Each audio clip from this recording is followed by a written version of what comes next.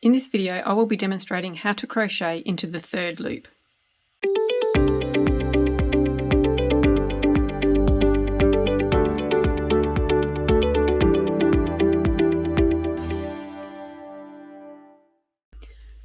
The third loop is usually only used when crocheting in the round and is found at the back of the crochet, below the back loop.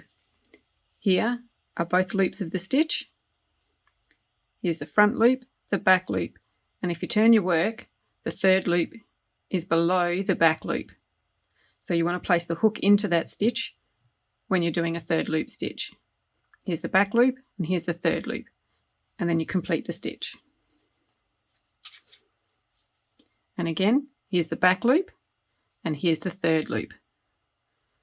You place your hook into the third loop and then complete the stitch.